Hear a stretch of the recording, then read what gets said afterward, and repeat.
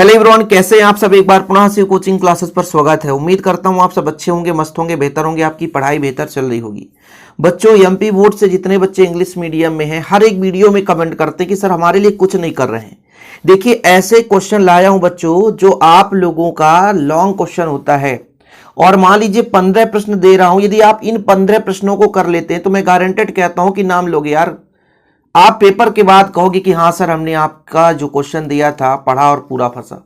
अभी आप पहले आप देख लेना, हिंदी इंग्लिश का भी आप जो मैंने कराया बच्चों वो निश्चित रूप से आया है, और ऐसे प्रश्न जो सिलेक्टेड है इसे आप तैयार कर लेना।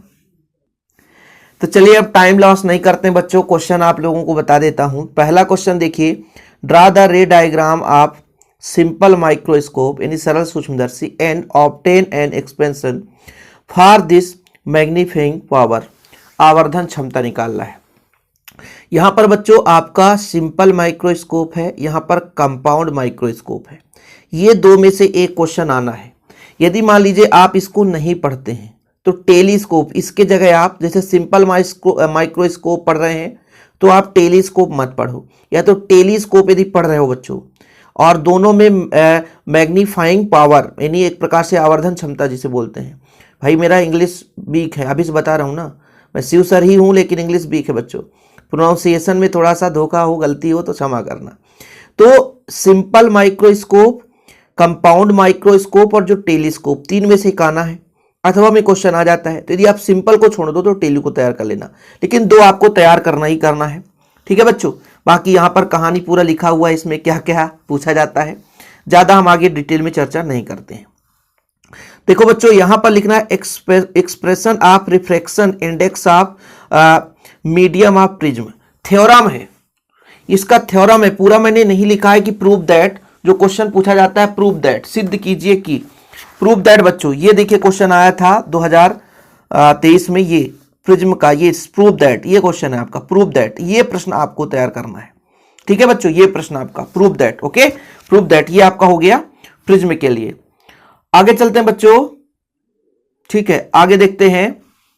Describe the working principle and construction of AC dynamo with, ठीक है, डायग्राम। मतलब जो आपको एसी डायनेमो, प्रत्यावर्ती धारा डायनेमो का बच्चों, प्रत्यावर्ती धारा डायनेमो का जो आपका पूरा प्रिंसिपल है, इसका स्ट्रक्चर है, यानी प्रत्यावर्ती धारा डायनेमो आपको पढ़ना ही पढ़ना है। इसके बाद अगला बच्चों, ट्रांसफार्मर का principle of transformer, type of transformer, difference जो आपका दो ट्रांसफार्मर होता है बच्चों, अपचाई उच्चाई, है ना, जो टू टाइप्स ऑफ ट्रांसफार्मर होते हैं। तो यहां पर transformer of principle of transformer तैयार करना, इसके टाइप, यूज, वर्क, यानी ट्रांसफार्मर का सारा पॉइंट तैयार कर लेना। कोई भी क्वेश्चन पूछा जा सकता है ट्रांसफार्मर से। इसके बाद अगला प्रश्न बच्चों, what is the self inductance, या जिसे हम इंडक्शन भी बोलते हैं, जो 100 प्रेरण होता है।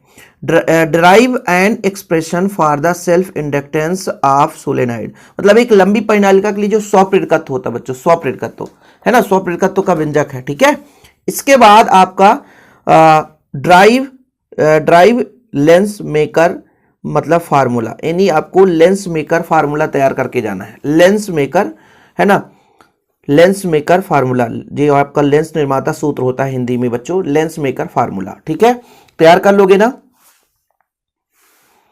अगला जो क्वेश्चन है बच्चों कैपेसिटर से है, parallel capacitor, theorem of parallel capacitor. ठीक है, थ्योरम, पैरेलल जो प्लेट कैपेसिटर होता है बच्चों, समांतर प्लेट संधारित्र जिसे बोलते हैं, parallel plate capacitor. Very very very very very important question. ठीक है, ये क्वेश्चन कभी 3 नंबर में, कभी 4 नंबर में, कभी 5 नंबर में भी पूछ दिया जाता है। इसके बाद बच्चों पीएन जंक्शन डायोड जो आपको तैयार करना है वो आपका देखिए फुल वेव, ठीक है, रेक्टिफायर, मतलब जो आपका पूर्ण तरंग दृष्टिकारी, फुल वेव रेक्टिफायर। इसका आप दूसरा प्रश्न भी आता है हाफ वेव रेक्टिफायर। तो जिससे यदि फुल वेव रेक्टिफायर बनेगा तो उससे हाफ वेव रेक्टिफायर बन ही जाएगा। ध्यान रखिएगा, यदि किसी से फुल वेव रेक्टिफायर बन रहा है तो उससे हाफ वेव रेक्टिफायर बन ही जाएगा विथ डायग्राम। यदि फुल वेव रेक्टिफायर बन रहा है तो हाफ वेव बन ही जाएगा, ये चीज हमेशा याद रखना।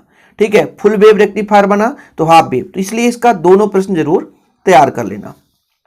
Derive on expression 1/f = 1/v - 1/u showing relation between u v f convex lens. ठीक है बच्चों, कनकेव या कन्वेक्स लेंस किसी का भी पूछा जा सकता है, तो इस पर आप थोड़ा सा ध्यान रखिएगा। Derive the principle of Wheatstone bridge by Kirchhoff's law. Kirchhoff's law और ये जो आपका व्हीट स्टोन ब्रिज है, इसे आप जरूर तैयार कर लेना बच्चों, वेरी वेरी वेरी इंपॉर्टेंट है। एक्सप्लेन द किरचॉफ्स लॉ, इस चैप्टर का एक और क्वेश्चन है बच्चों, किरचॉफ्स का विद्युत वाहक बल का जो आंतरिक प्रतिरोध होता है ना बच्चों, आप लोग आंतरिक प्रतिरोध का थ्योरम थोड़ा सर्च कर लेना, इसको इंग्लिश में क्या बोलते हैं, है ना, इनर रेजिस्टेंस बोल सकते हैं, लेकिन उसे आप लोग थोड़ा सा देख लेना, आंतरिक प्रतिरोध को क्या बोला जाता है। आंतरिक प्रतिरोध का जो आपका थ्योरम होता है बच्चों, वेरी वेरी वेरी इंपॉर्टेंट होता है, उसे तैयार जरूर करना, विद्युत वाहक बल और आंतरिक प्रतिरोध में जो संबंध है। ठीक है, बिल्कुल यार, अभी से बता रहा हूं, ये क्वेश्चन देख लेना, यहां पे लिखा नहीं हूं। Magnetic field in end position, भाई यहां पर अच्छी निरक्षी स्थिति की बात की जा रही है। Magnetic field and broad side on position, अनुदैर्घ्य जो अनुप्रस्थ स्थिति यानी अच्छी निरक्षी स्थिति में हिंदी में बोलूं, end on position, broadside in on position. चार आपके हैं, दो मैग्नेटिक के हैं, दो इलेक्ट्रिक के हैं, यहां से एक क्वेश्चन पक्का है, लिख के ले लो आप लोग। दो आपके मैग्नेटिक के हैं, दो आपके इलेक्ट्रिक के हैं। ये चार थ्योरम ऐसे हैं कि भाई साहब चार में से एक आना है, और जितने में क्वेश्चन करा रहा हूं बच्चों, यहां से आपका मान लीजिए 14 अंक, 14 अंक क्लियर है ना, 14 अंक आएगा, ध्यान रखना। यदि 14 प्रश्न तैयार कर लिए तो 14 अंक। एलसीआर सर्किट, ठीक है, एलसीआर सर्किट है बच्चों, एलसीआर जो परिपथ है उसके लिए आपका क्वेश्चन पूछा जाता है, तो एलसीआर सर्किट हो गया। फिर इसके बाद बच्चों पीएन जंक्शन डायोड यानी पीएन संधि डायोड का, how does diode use forward bias, forward यानी अग्र अभिनत और उत्क्रम, इसका एक बैकवर्ड भी होता है, एक फॉरवर्ड। ठीक है, फॉरवर्ड बायस और बैकवर्ड बायस, एक क्वेश्चन लिखा हूं, तो यदि आपको मैं जैसे मैंने कहा यहां पर फुल वेव रेक्टिफायर तैयार कर लिए, तो यदि फुल वेव बनेगा तो हाफ वेव बनेगा। इसी प्रकार से यदि आपका फॉरवर्ड बायस है तो मैं करेंटेड कहता हूं कि बैकवर्ड बायस आपसे बन जाएगा। तो ये ऐसे क्वेश्चन तैयार कर लेना, बाकी टेलीग्राम में शेयर कर दूंगा कुछ देर से। बाकी बच्चों प्लीज यार, आप लोगों के लिए यदि मैं दिल से मेहनत कर रहा हूं, अपना मानकर यदि मेहनत कर रहा हूं, तो प्लीज आप लोग भी थोड़ा सा मेहनत करें और विधिवत तैयारी करें। हिंदी मीडियम वाले बच्चों के लिए भी लगातार काम कर रहा हूं, इंग्लिश मीडियम के लिए भी। ठीक है, ओके बच्चों, तो आज के लिए इतना ही। जय हिंद, वंदे मातरम।